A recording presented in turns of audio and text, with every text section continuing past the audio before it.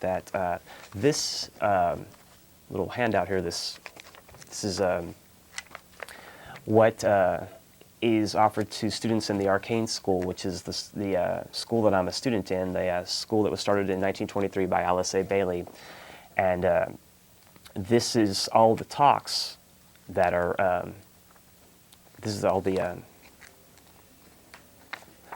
talks that are that were given on the 8th and the 9th. And so anybody that's interested in getting a copy of my particular speech, they're more than welcome to get a copy of that, and I'll make that available for anyone that's interested. And I'll also have copies available at the metaphysical meeting as well for anybody that's interested. Relatively speaking, it's not that long. It's only a couple pages that it took up in printing the speech, but nonetheless, I feel very honored to have been invited to speak at this event for this really esteemed organization. Again, it's been, oh, there we go, looky there. Thanks, Chris, I appreciate that. This esteemed organization that's been around, for over 80 years and is one of the more widely recognized, not schools per se, but the teachings that the school has been based upon are very pervasive, and they've been published in a number of languages worldwide, and there's a growing interest in these ideas, and this information will still continue to be relevant and pertinent for some time into the future yet. And so the Alice Bailey books, along with a lot of other esoteric literature and information that's available, widely available these days, makes for a great pool of information that, again, anybody could tap into if they choose to seek it out. And you can really find a lot of information available that can lead to a lifestyle that can make oneself much more well-rounded, much more vital, and much more active and capable in one's activities. And so again, the Arcane School is just one example of one of these schools. There are plenty that are equally as regarded in the esoteric communities. And again, these transcripts of these talks are going to be given out to all the Arcane School students worldwide. And so I feel very fortunate also in the fact that a lot of other folks around the world are going to be able to read the words of my speech and get a little insight into, I guess, the pulse of what's going on in this area to a certain degree as well. And so I'm very pleased to have this available to provide for anyone that is interested in grabbing a copy, and that's certainly, I'll make that available to anybody for free. It's only a couple of pages, and so again, that's I'll make them available again at the meeting or wherever, however I'm able to. If someone is willing to contact me by email or however they're able to, and we'll get you this copy. Let's see. Okay, today again, I'm going to flesh out the idea of turning tides. And there are many aspects to the reason that I use the term or title of the show, Turning Tides. And I want to get into some details from several different angles, actually, about the idea of the tides and turning tides. Again, getting back to the idea of the Mayan calendar being based on a 28-day, or it's a lunar calendar based on the cycle of the moon. The moon has held interest to humanity since we became self-conscious. And before then, if you want to think about it in esoteric terms, or consider the esoteric ramifications of that. And so the fascination that man has with the moon is no mistake, and it has a deep intrinsic tie within our humanity, and there are links between the moon and the moon's evolution and the evolution of the planet Earth, and there's a very intimate tie. Contemporary science essentially says that during the great creation of our solar system, there was a massive spinning rotation, and that from that rotation, as things slowed down, balls that became planets, globes, and the celestial orbs start to slow down and cool, and then from them, other things also spun off that would become the moons subsequently after everything condensed and congealed into this physical plane, and the evolutionary process that entails as well. And so that being the case, as far as the moon supposedly being a cast-off of our planet Earth from the earliest inception of our planet, again, that's the contemporary science idea. And anytime we speak about things this ancient, all things really are theory. And so I would say from that point, any is as good as the next to a certain degree. And so that, again, being the contemporary science view of the moon's formation in relation to our planet, the Earth. Esoteric science, on the other hand, paints a bit of a different picture in the sense that there is evolution from globe to globe in the esoteric science model. And even the idea of the seven ancient planets that the alchemists and the ancients of humanity revered so much and paid so close attention to ties in very much to the idea of life and its transmission from globe to globe and how that evolutionary process plays out.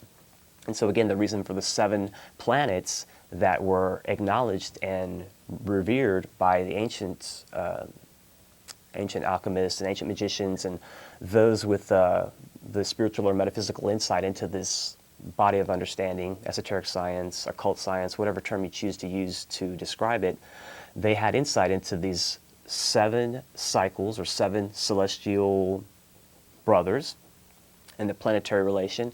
And the sun and the moon are factored in as well with this planetary dispensation. And so modern science mostly says, well, these were ancient peoples. They had rudimentary devices and tools in which to be able to perceive into space, and they didn't have a great understanding of our relation to other planets and the motion and the laws that dictate all of that activity. And so they fall back on the simple and understandable explanation that perhaps they just didn't have the understanding, the tools available to truly perceive out vast enough, certainly not to perceive Pluto, because that wasn't even discovered until the 30s. But these 7 planets, including the sun and the moon, were always revered.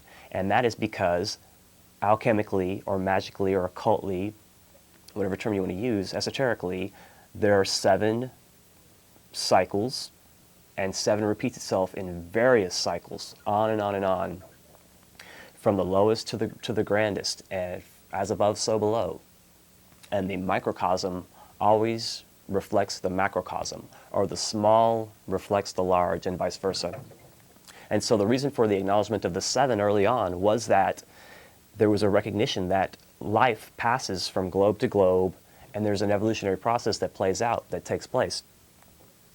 And so esoterically, the dispensation of life that has culminated on this planet initially allegedly took place on the planet Saturn, far, far back before the congealing took place, far back before our third dimensional physical plane existence was remotely even really perceived of in all practical purposes.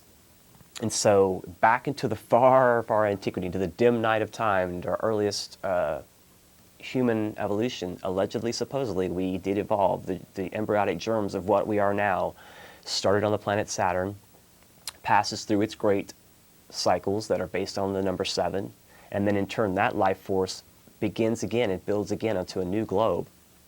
And so at that point, allegedly, we came to the sun, and the sun allegedly maintained our being. Now granted, the sun is also a star, and also considering that perhaps the nature of the sun was somewhat different than the bright orb that we know it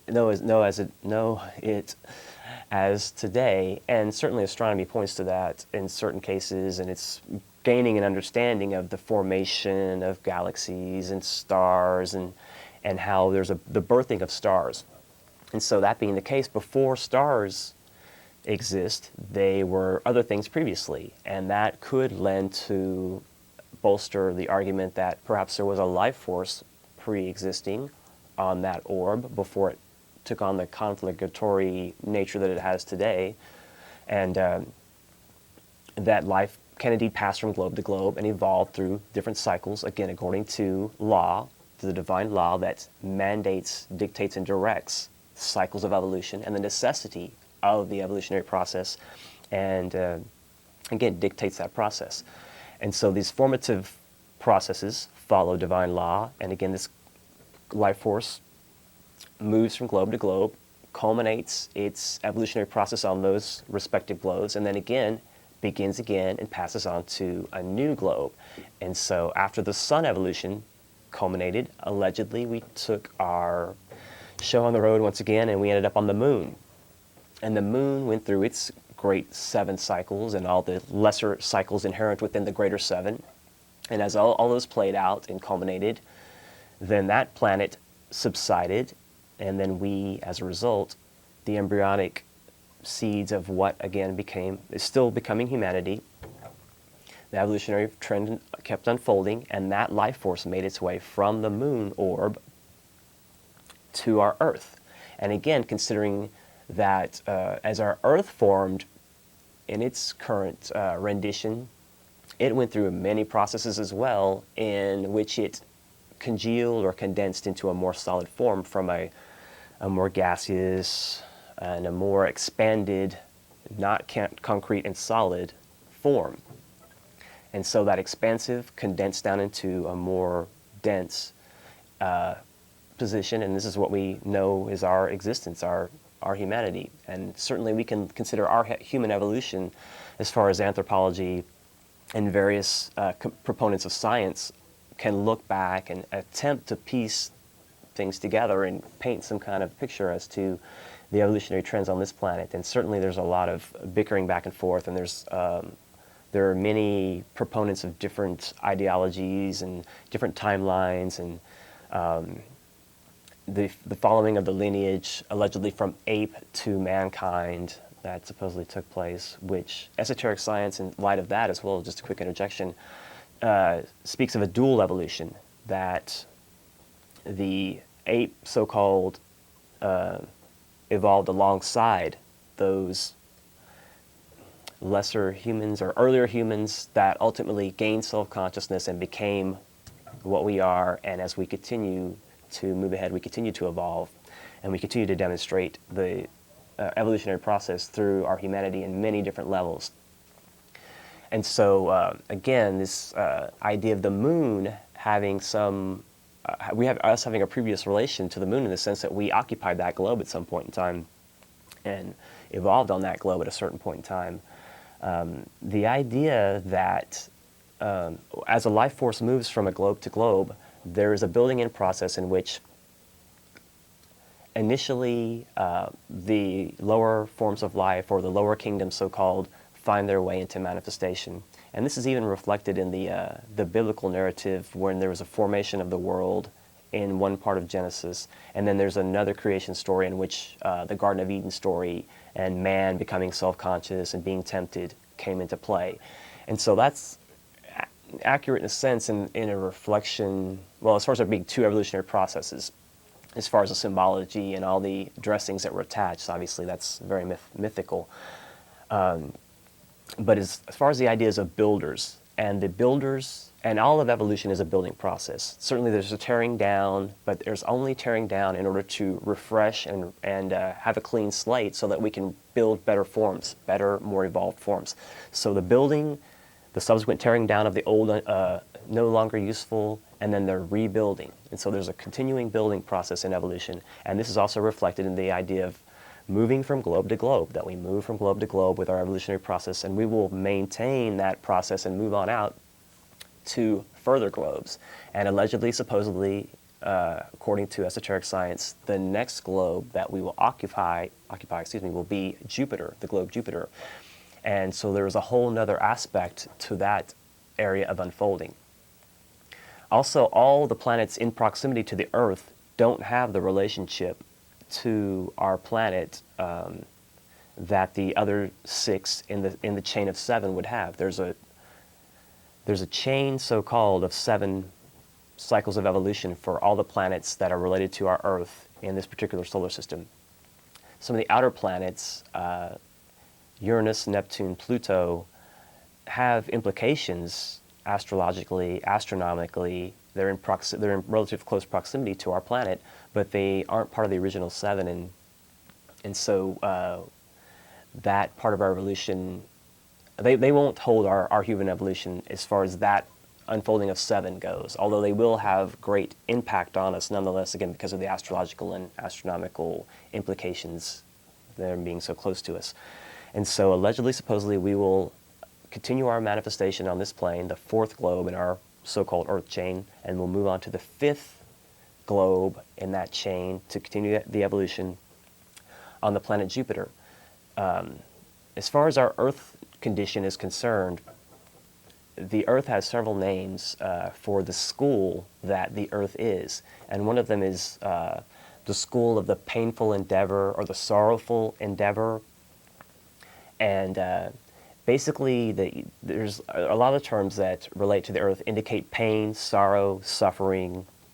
Forgetting is another aspect, and also the idea that this is indeed a school and this is a teaching aspect as well. And so the idea that this is the painful endeavor or the sorrowful endeavor implies that we come to this globe specifically to suffer, to experience pain, disease, discomfort, unrest.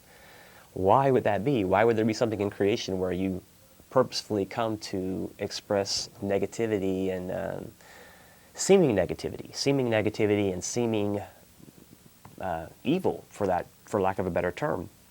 And that is indeed what does play out on our globe, is what is mistakenly termed evil. The process that, again, is part of this building and destroying of the evolutionary trends that take place. And so, again, with the idea that the school on Earth is a school in which we learn pain, we learn to unlearn pain, and we learn how to not suffer. And these are the lessons that we learn from the great avatars or teachers that come forward throughout time, cyclically, to reinforce this great spiritual message and these metaphysical truths. And Buddha was one of the main proponents of the idea that this is a place of suffering and that we must learn how not to suffer. And the key, according to Buddha, was non-attachment, not to attach oneself to things, to material things, things of the earth plane and of our planetary nature, and its inherent magnetic draw. And we come into this world to experience these things, and so the idea of non-attachment, we have to experience and experiment and move through this pain and this unease, disease and unrest in order to get to such a point where we find that that's no longer desirable and get to a point of non-attachment. But we have to move through and learn and experience the pain in order to get to the point of non-attachment. So to say that it doesn't have a purpose or that we can just completely negate it offhand, without any further consideration, is a definite mistake, because we need to bring in these lower aspects of ourselves and bring in these experiences over our evolutionary process. And I'm certainly a proponent of the idea of reincarnation, and that we have many opportunities to perfect this evolutionary process. And it couldn't be otherwise, really, that as far as the grand aspects of esoteric science and the evolutionary process are concerned and divine law, a one lifetime existence could not possibly get it as far as doing anything useful in an evolutionary fashion. Just a flash in the pan existence is not something that can be computed into a greater unfolding of the law and the greater cycles. And even the short lives of insects and things of that nature, that energy carries on and that energy evolves as well. I'm not saying we go back to becoming insects. That's a definite misnomer. Once you become human, you remain human and you continue to evolve through the human process. And as our humanity continues along through this process, again from globe to globe, as we work through this painful endeavor, the sorrowful endeavor of the earth plane, then we can move on to the Jupiter experience and go through all those cycles.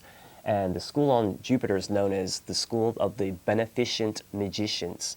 And with that symbolism, beneficent obviously being helpful for the good, beneficent, it's a positive term.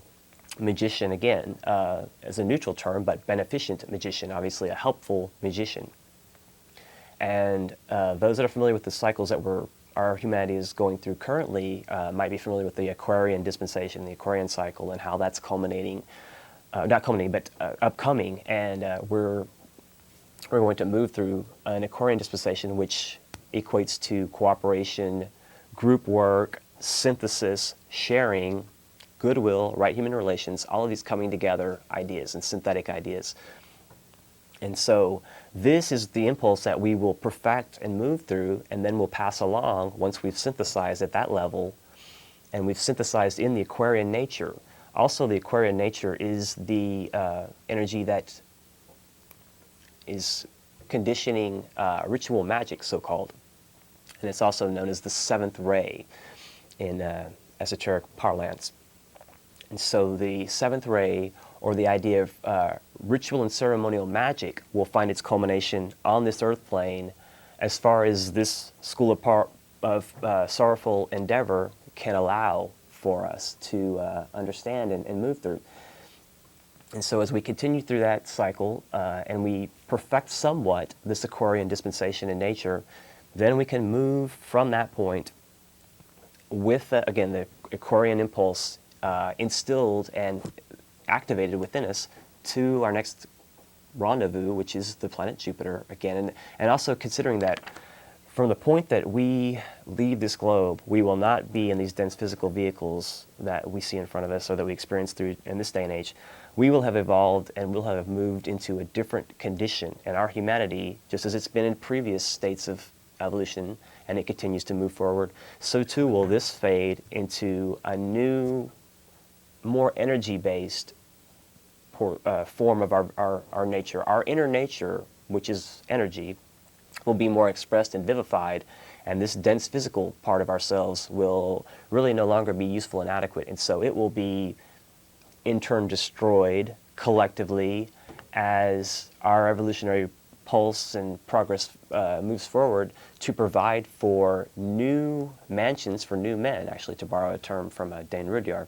And so that being the case, we can move into these new bodies, in a sense, and a new perception and a new means of being, ultimately, that will reflect the evolutionary process, and that will be a very high culmination, a tremendously high culmination of what is perceived of as and considered the Christ consciousness. And so as that manifests and perfects itself through our humanity and reaches its high culmination, we will take all of the fruits that we've earned from this globe and, again, pack up the ship and head on over to our next destination. And then the building process will unfold and take over again. And then the lesser builders, they're sometimes termed elementaries, and then the lower and greater Deva evolution, which is the Eastern term for the angel evolution.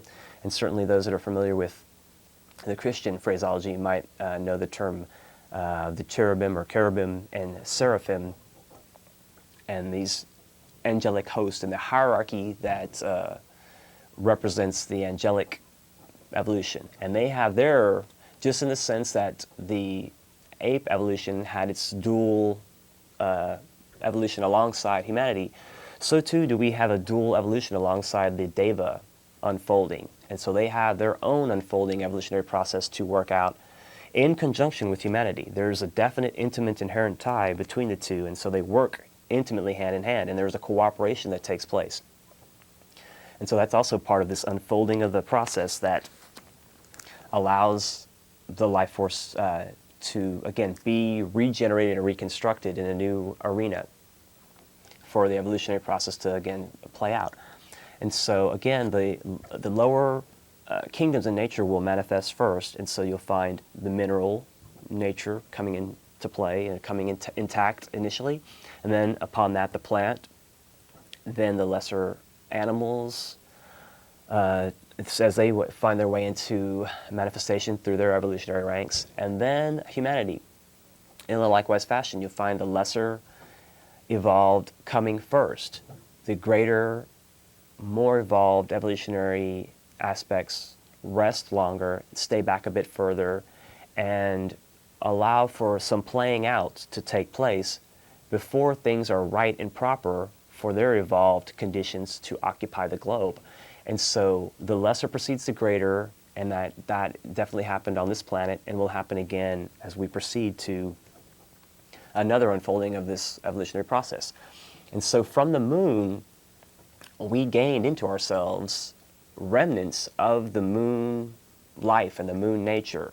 And so we have within ourselves what are sometimes known as petries or lunar petries. And again, that's a Sanskrit term I don't have a very good translation for, unfortunately. But it basically is a very small fraction, a lesser live, that would comprise our greater existence.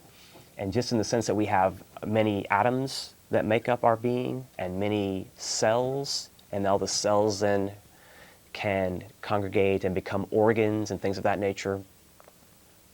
That whole that process, that building process, has it has an analogy to the building process in the solar system and how that is manifest and built up, again, from lesser lives. And so these lesser, lower lives that comprise our very nature have their own evolutionary unfolding that is intimately tied in with our humanity.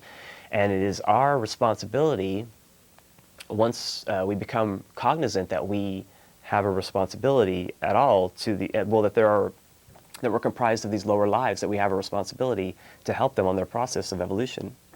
Excuse me. And so once we become more, the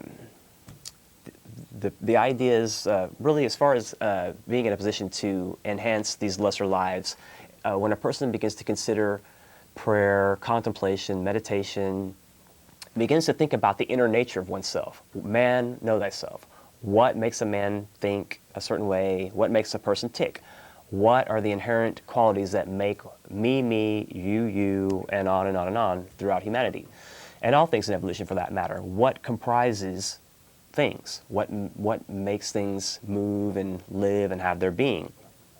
And that once these are considered more so, and then again, this transmutes itself and transmits itself into aspirations and inspiration, and one begins to consider the inner nature and has ideas of uplifting that inner nature to a higher, more comprehensive level of understanding, evolution, and just a more inclusive nature in general. That as we become more inclusive in our thinking, and that reflects itself outwardly, it definitely reflects itself inwardly, and we become more inclusive of the lesser lives. And so we seek to build them up. We seek to vivify them, and we seek to shun some of the lower natured ways of living and things of that nature that may no longer suit our purposes once we become cognizant of the lesser lives.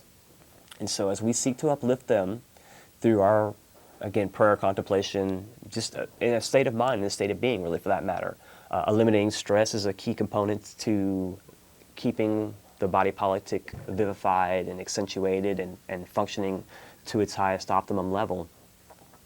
All these things we can do cognizantly and consciously to help bring ourselves up and bring up these lesser evolving lives that will continue to become greater in their evolutionary unfolding eventually, as we too will do greater things, as a great teacher once said. And so this is, again, part of the evolutionary unfolding that we have available for us. It's how do we choose to consider it, and how do we take this information once we've considered it and begin to understand it, and then practically implement the ideas into some useful form of expression on the physical plane for the demonstration of something of rare beauty, hopefully. And this is something also that we can work to demonstrate to our fellow men, to seek to inspire and uplift them as well. And so again, keeping in mind that this building process takes place within ourselves, and once we make this point of evolutionary progress, that we've reached the point where, again, meditation is a daily practice and our thoughts are becoming under control, then we can begin to work intelligently with not only our individual nature or the lesser lives, and they can react to our intents and our will. We also can work with the Deva evolution and the elementary evolution and the so-called elementals. And the elementals, some may know the terms gnomes, fairies, sprites, nymphs, all these terms for these fairy-like little creatures reflect what is known as elementals. And these, in esoteric science, are actual existing lives that are unseen, but yet work behind the scenes with energy as they're directed and impelled and compelled by a greater will than theirs. And so these very lesser builders, the elementals, are in turn inspired by the angel or deva evolution, which once humanity reaches again that point of focused intent and the will becomes enacted and one begins to wield the mind as a real tool for creation, building, and something that can demonstrate a lot of change and great and vast change ultimately. Once that process is intact, we can work in cooperation with the devas. And this is what is known as ritual magic. This is wherein, and this is also where mantras and phrases, esoteric phrases and prayer, which would be the lower correspondence, come into play. And as we make these sometimes a request, other times a well, a request is probably the best word. I don't want to say the word demand because this is all willingly done. There is no forcing. When it comes to working, well, there can be. That's known as black magic. But when there's a willful cooperation between the so-called deva or angel evolution and our human evolution, again, those individuals that are more potent and focused in their mind nature can work cooperatively with the deva evolution. And also, if one is very one-pointed and focused in their will nature, they can also draw in, by virtue of that magnetic link, that strong will nature that is very, very desirous to meet some ends, very one-pointed and focused. At that point, these lesser lives are, again, compelled at a certain level to kind of snap to our will and our intent. And so, as a man thinketh in his heart, so he is. And so, as we begin to become more potent in our thought process, and that becomes a real, again, tool or a weapon, if you want to use that term as well. It can equally be that also. But as that tool is implemented and employed more so, then we can work with these lesser lives, consciously or unconsciously, because again, the people that are so one-pointed and focused in their will oftentimes are not aware of esoteric things. They're just so on fire with some particular project, some particular mission that they feel they must accomplish. And so by their very will, being so directed and poised and focused and in such a point of tension that, again, they automatically draw these lesser lives to put into play these thoughts. And so these lesser lives attract themselves magnetically to this will, and they in turn create along the lines of what is being envisioned in the mind of the creator. And that, again, the microcosm reflects a macrocosm. So in the mind of God, lesser lives find their way to that thought, and it's almost like they see the blueprint for the architecture of the universe, and they know their place as these lesser builders as to what they need to do. And so as they read the blueprint of the mind of God, they implement subsequently their role in the building process. And as we become creators and builders more potently on the physical plane, as we become magicians through our own self-imposed disciplines, and we learn the methods by which we can move and exchange energy and force, we too work with these lesser lives, and in this instance, in a cooperative fashion. Again, the idea of ritual magic, summoning these individuals, these lives, and asking for their cooperation. And then there are, again, mantras, and there are many other, there are different ways in which we can communicate and make ourselves known and our intent known to these building lives. And we can, again, implore them or request of them to aid us in what we're hoping to achieve. And as man becomes more evolved, man seeks to build and become more synthetic. As the Aquarian impulse becomes more prevalent, we seek to cooperate, exchange, share. These ideas are becoming more prevalent in the minds of men. And these are also part of the idea of turning tides. Tides are turning through our human evolutionary unfolding on this planet, and we're at a pivotal point. We're less than 8 years away from the transition time of the ending of a large Mayan cycle, which ends in 2012, and we'll be speaking more about that in the upcoming weeks. But all these cycles and all this evolutionary energy has vast implications for our humanity. And as we intelligently work with these seasons, these cycles, and this energy, we can choose to evolve and manifest, again, something of rare and great beauty on the globe. And we can cause these lesser lives to snap to a vision of, again, something that's desirable for all men, and that would be, it would allow for all men to partake, and no one would be thirsty or hungry in a metaphysical means as a result. If we can envision something as close, I guess, to utopia as we possibly can. Now, certainly we have to work through the painful endeavor of this Earth globe and its inherent pitfalls, but that is the beauty of this school. That is the beauty that is inherent within the suffering, that there is a test or trial by fire, so-called, and that we can come out of that refined, refocused, and refined, again, I guess is a term I'll fall back on, that we will reflect that evolutionary process within ourselves, and it will be something of rare beauty. And humanity, becoming human, is something that we can only dimly perceive of as far as what that may hold for us down the line sometime. But as far as holding up the highest and brightest and best, most inclusive, loving vision for all of humanity, can only do good things or positive things or beneficial and constructive things in building that into actual being. Again, as a man thinketh in his heart, so he is. And if we think as if it is that way, and we work towards a goal of a beautiful, future of cooperation and sharing, we can begin to implement that more so. And it's, again, holding that vision at the forefront of our thinking, even though we go through our workaday, routine and all the things that distract us during our day. If we can at some level maintain that point of tension and hold that vision, then we can do a lot to really manifest that. And again, all this building energy will snap to that line of intent and bring it into the fore. There are ideas of mass consciousness, public opinion, mass intent, focusing and gathering. That can manifest itself in several ways. You can have a great, vast multitude shift simultaneously, and there will be a subsequent tipping over, in a sense. If you see the great sway suddenly, then that would be sudden, and there would be just like a kind of, if you can imagine what I'm trying to portray here. Consequently, if there were pockets of enlightened change all over the globe subsequently, or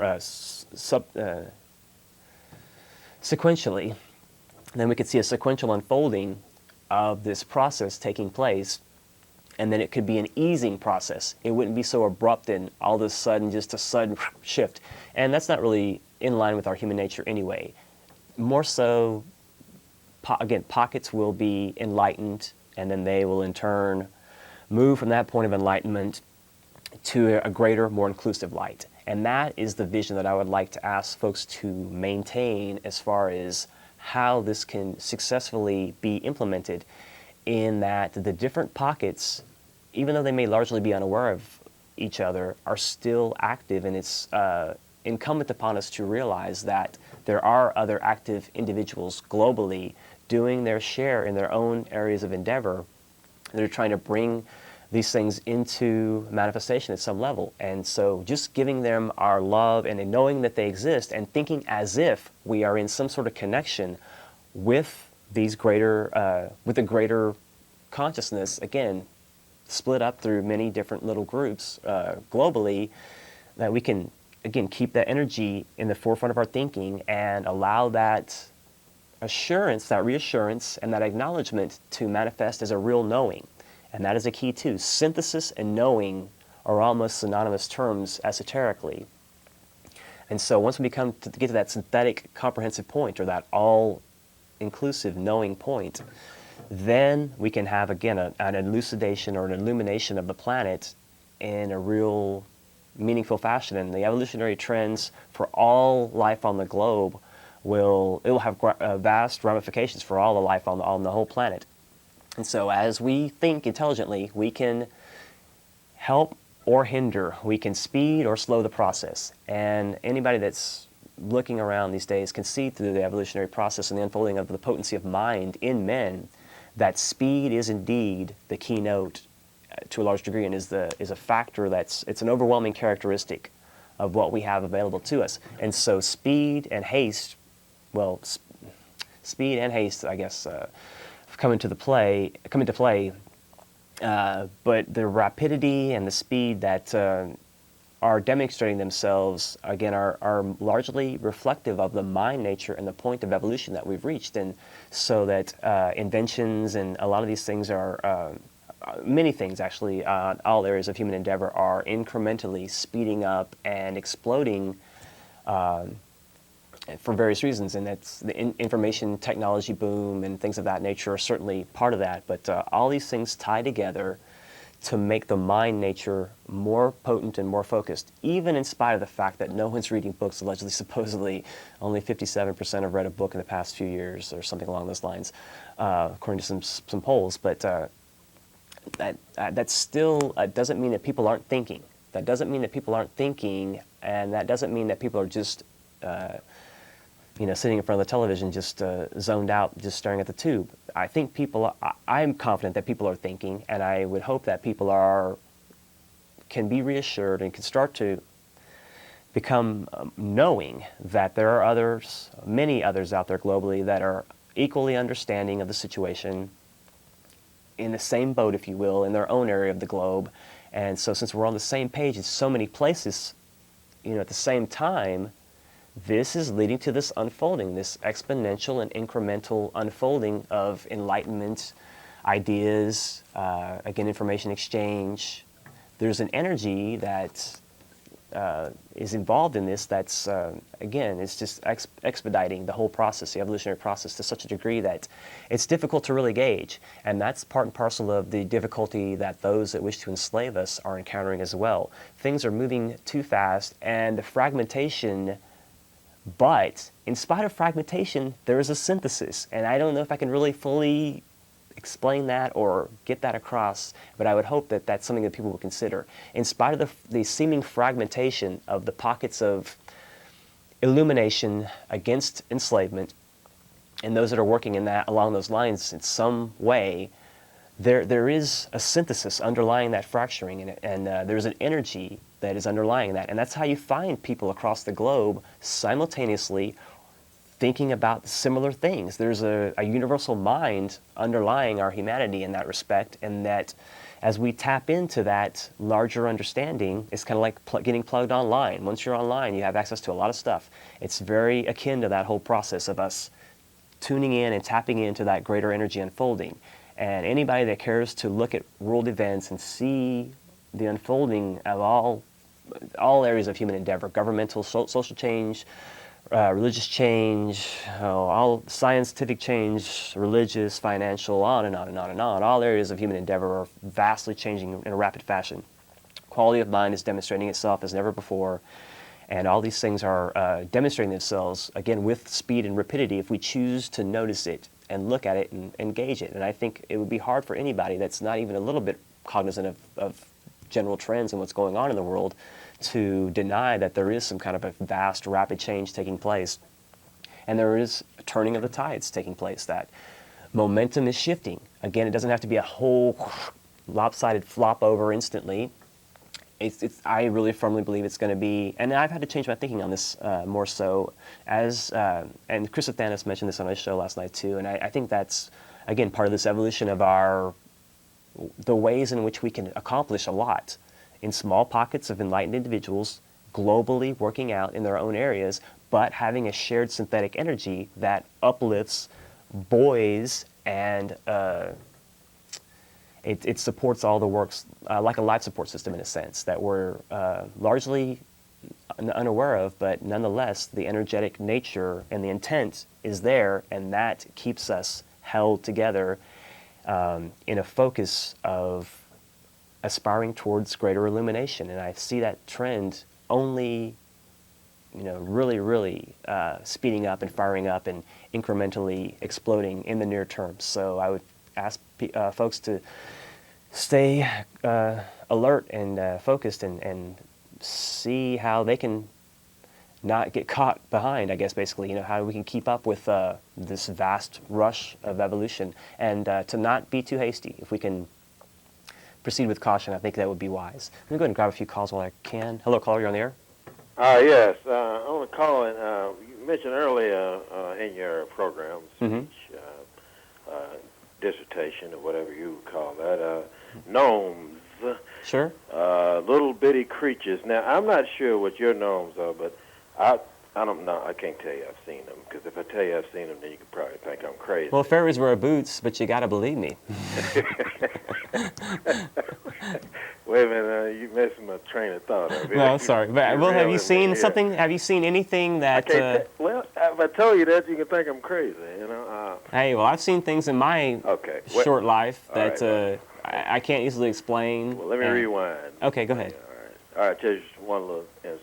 But I guess I thought it was because I was getting too stoned. Well, okay, now see, that could be the case. But I don't think it was, because...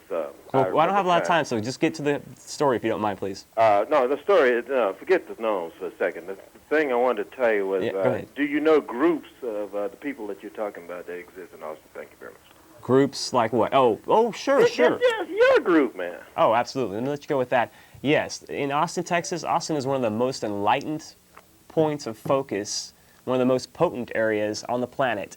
And you've got really the cream of the crop as far as the so-called patriot movement is concerned, as far as the people that are constitutionally very focused and aware. We've got the libertarian candidate for president, Michael Badnarik, here from Austin. You've got a lot of metaphysical groups meeting.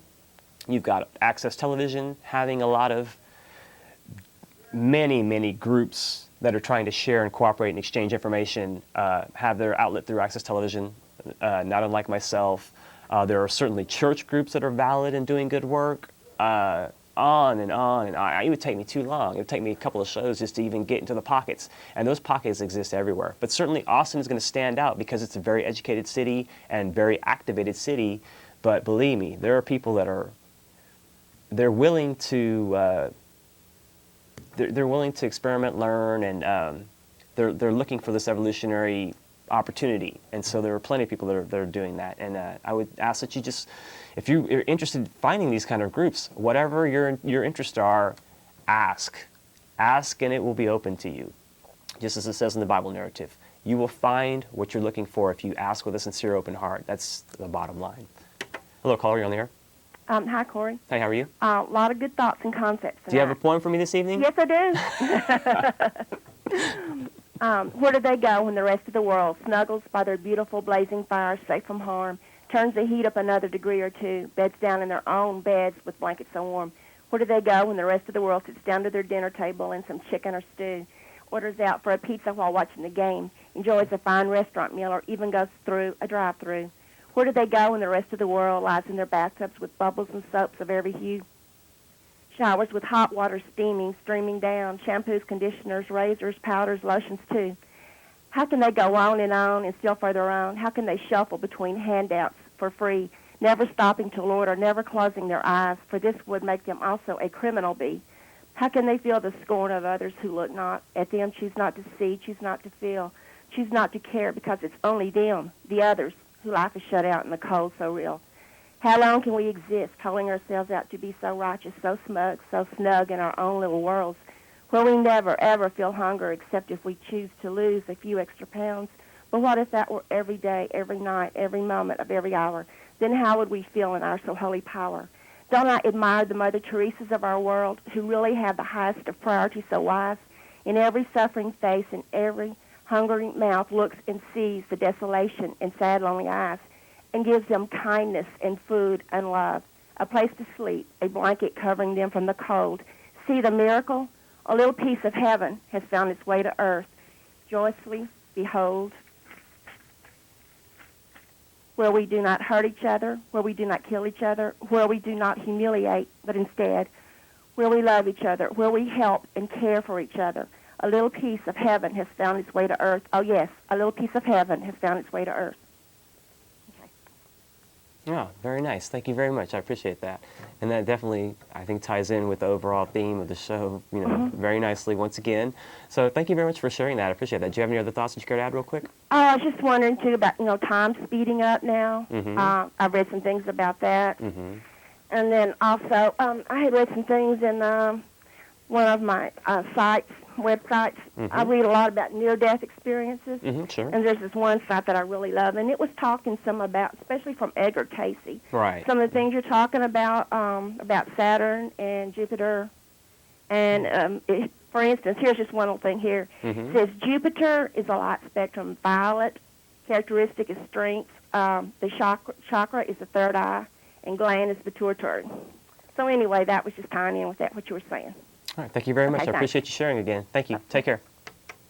I'm going to grab a call. Hello, caller. You're on the air. Hello? Hey, how are you? Oh, I'm fine. I just wanted to commend you on your consistent efforts towards raising Austin's higher consciousness. All right, thanks. And I was wondering, personally wondering, how familiar you are with the teachings of the Urantia book, because a lot of the concepts that you talk about are found in that revelation, and I was just wondering if you were familiar with that, if you read that book. I am yourself. familiar with the Urantia book, and I used to live in Los Angeles. They used to put access programming out that was like a play-style kind of presentations of the information.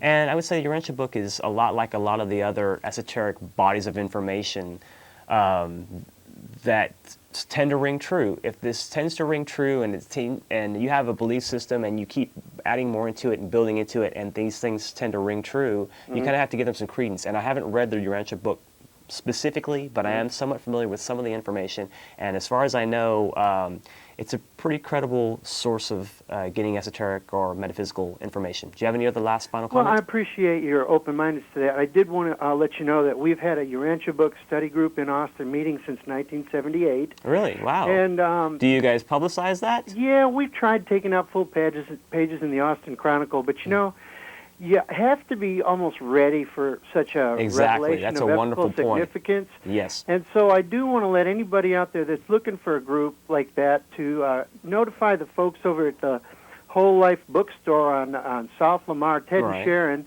and they will tell you where we meet. We meet every Thursday from 7 to 9 o'clock.